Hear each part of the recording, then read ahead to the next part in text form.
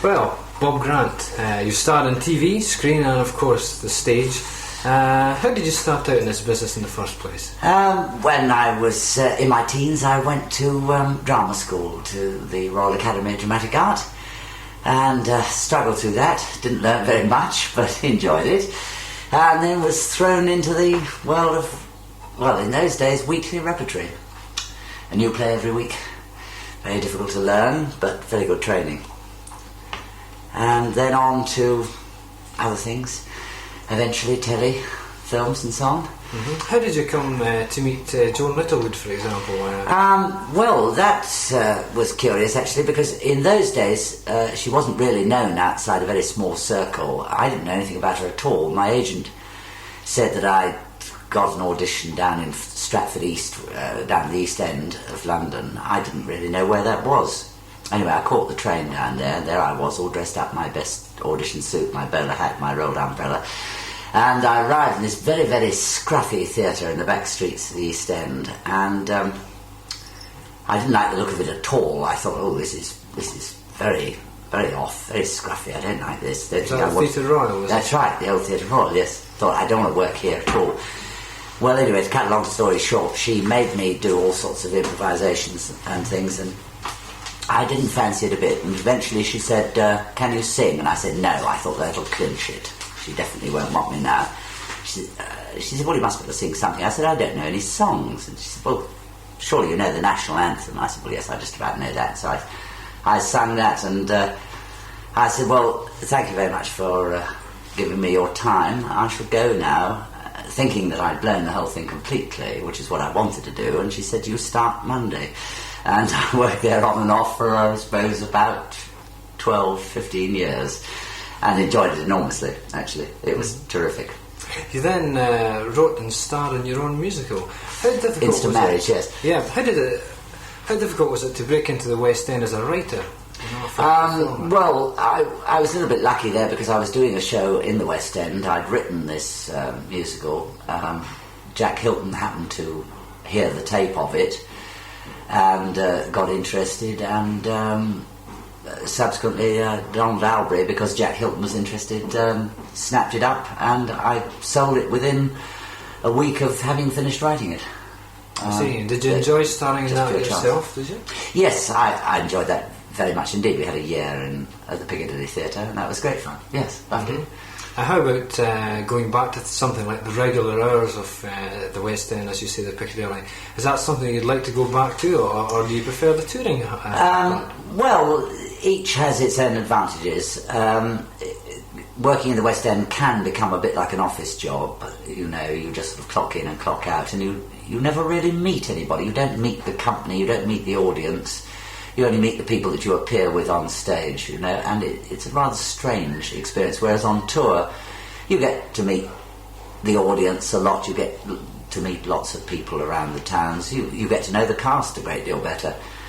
And I think in a way it's more fun. There's different places to see and so on. I think I prefer touring, really, on the whole. Mm-hmm. Well, Bob Grant, the writer, is something we're not too familiar with. Have you written many musicals, plays? Well, quite a few plays, actually. I've got one that's going on in Bournemouth for the summer. I did a summer season in Jersey last year, and has done a tour of this country, a short tour, called Never Say No, which Richard O'Sullivan is starring in. Again, he did it in Jersey last year, very, very successfully. I've written quite a lot of plays. I wrote quite a lot of On the Buses scripts, the television series.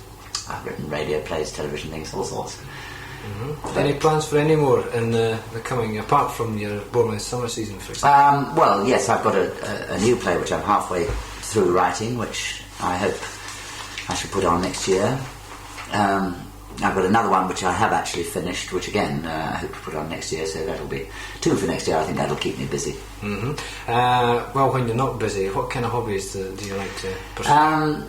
I like gardening, but I don't seem to get very much time for it. I'm very much into electronics at the moment. I think that's absolutely fascinating, building little gadgets and things. Mm-hmm. Enjoying that enormously.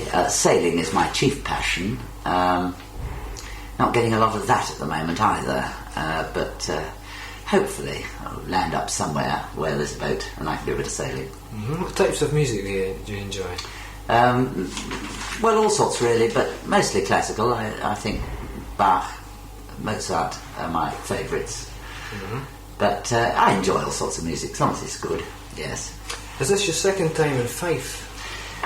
Yes, it is. Well, it's second time in Kirkcaldy, and very enjoyable it is too. Have you seen much of Fife this Yes, well, a certain amount. I can't say an awful lot. I mean, today we went out to Lower Largo, which is very, very pretty. Nice little village there. And had a few jars in the pub and sat out in gorgeous sunshine. The lovely Crusoe, of course. Pardon? Is it the Crusoe? The Crusoe, yes, that's right, yes. Very, very nice indeed. It's a lovely day out. But not time enough for much sailing around these parts, no? No, I'm afraid not this time. One doesn't seem to get very much time on tour. It's only when you do a season and you can really get it organised and arrange to borrow a boat and all the rest of it, that or hire a boat or whatever, that one can really get it organised. But maybe I'll get a bit soon, I hope so. How do you find Scottish audiences, for example? Because you've done quite a bit of touring. Yes, we have. We've been all round, from Ayr to Inverness to Kirkcaldy, Edinburgh, Glasgow, Aberdeen, Dundee, all round. Very, very good indeed. Excellent. We've had marvellous audiences in Scotland, full houses everywhere, and super audiences. They had a smashing time. Of course, this time it's been a very long tour, hasn't it? I mean, it has now indeed. Going back to places where you've sold out previously. That's right, yes. How long has it been with O Calcutta then? Well, we started last September. We had a break for Panto for about 5 weeks, but otherwise it's been continuous since last September. So what's that, about 9 months, isn't it? Something like that. And how much longer does it have to Well, we're now going out to New Zealand for 7 weeks, and then as soon as we come back we start touring again. Newcastle, Nottingham, Birmingham, then down to the south coast. That'll take us up to next Panto. I'm at Birmingham for 3 months. Cinderella, that's right, yes. That's going to be great fun, I'm sure. So I don't know then whether the tour will go on after Christmas, but I think I shall be otherwise engaged then. It's obviously one you enjoy then. Very much, yes. Great fun.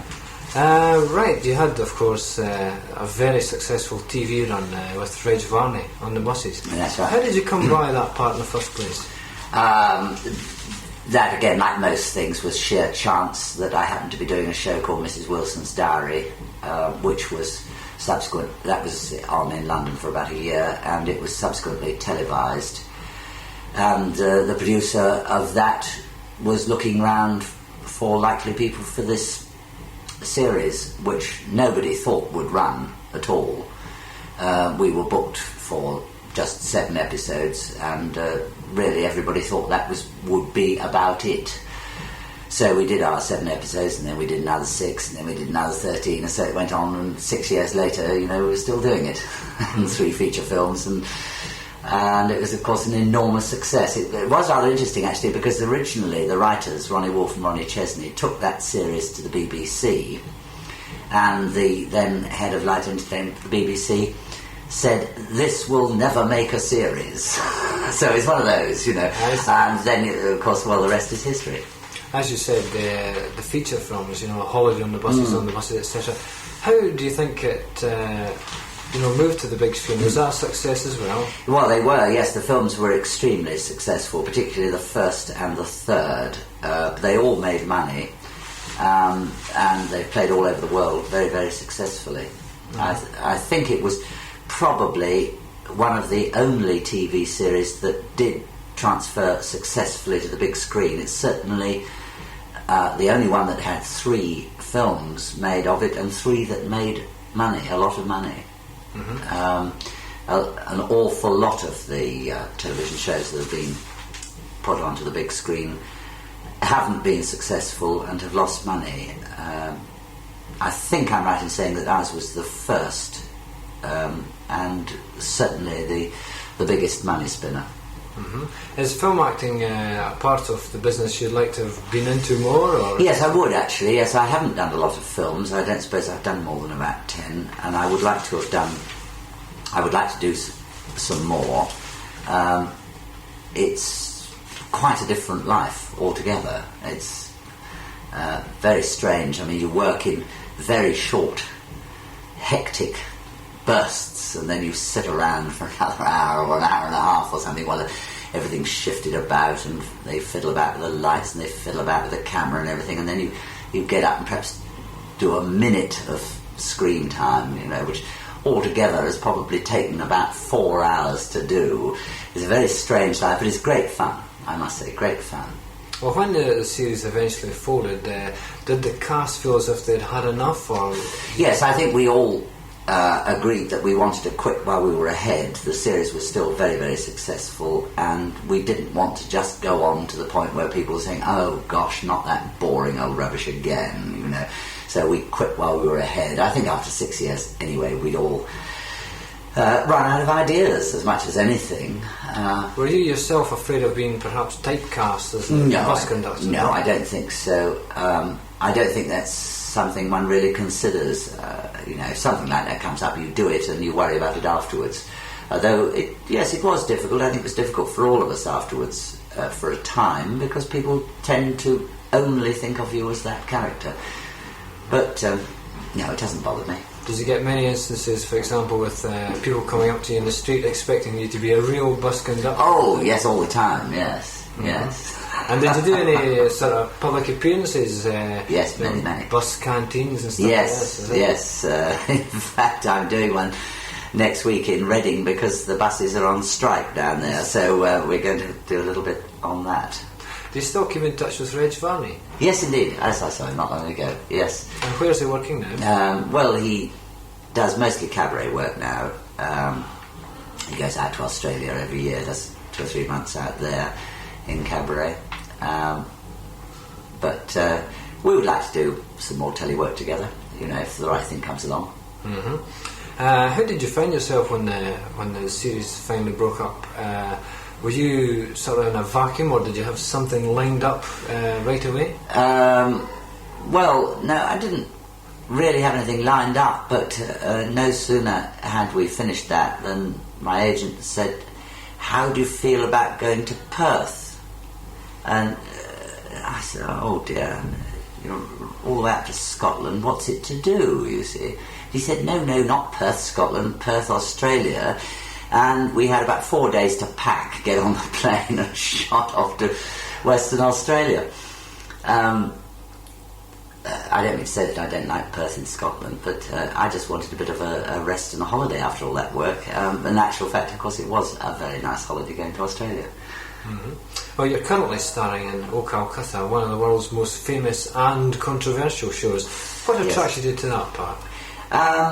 Well, again, that was a sort of accident, like all these things are.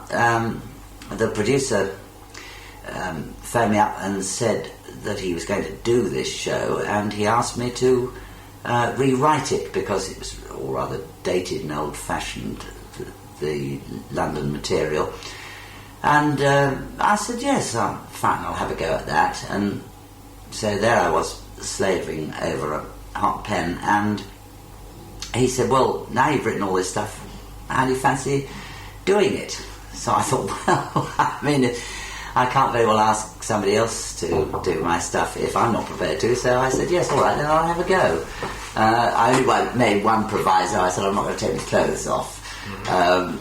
But they accept that quite happily.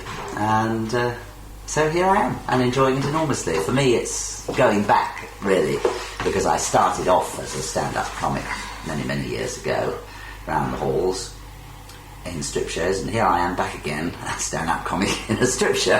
That's one thing I was going to ask you, actually. Having seen the show and enjoyed it, I might say, the parts where you are alone on stage doing the stand-up comic, it seems to be a part that you thoroughly enjoy. Oh yes, I do, yes, I love variety.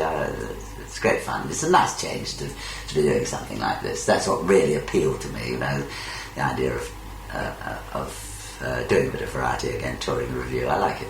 Mm-hmm. Nice change. So you may even pursue that sometime, like, for example, Reg Varney in Cabaret, just the one-man show? Yeah, oh yes, certainly, yeah. Has it always been comedy then for Bob Grant, is it? Mostly, but not entirely. I mean, I've done a lot of other things, the Shakespeare and the Shaw and all the rest of it, which, again, I enjoy doing. It's a nice change, but basically I think comedy is my first love. And as you said, your plans will be for the Christmas pantomime, which is a Rodgers and Hammerstein production. That's right, it's the Rodgers and Hammerstein Cinderella, which is a marvellous musical score, needless to say. And it'll be a very big, spectacular production, and it runs for 3 months, which is starting nice. So I think who's starring that with you? Nikki Henson is playing Buttons, and I'm playing one of the younger sisters. I don't know who's playing Cinders yet. I don't think they've finalised the casting, but Nikki's an old friend of mine, so it'll be very nice to work with him again. Super actor. Mm-hmm. Well, thanks very much for taking time out to talk to us. My pleasure. And have you perhaps a joke for anyone back at hospital? Oh dear, that's right off the top of the head. Well, first of all, I would like to wish you all a speedy recovery, and to say a big thank you to all the people who are looking after you, because I'm sure you're being looked after very well.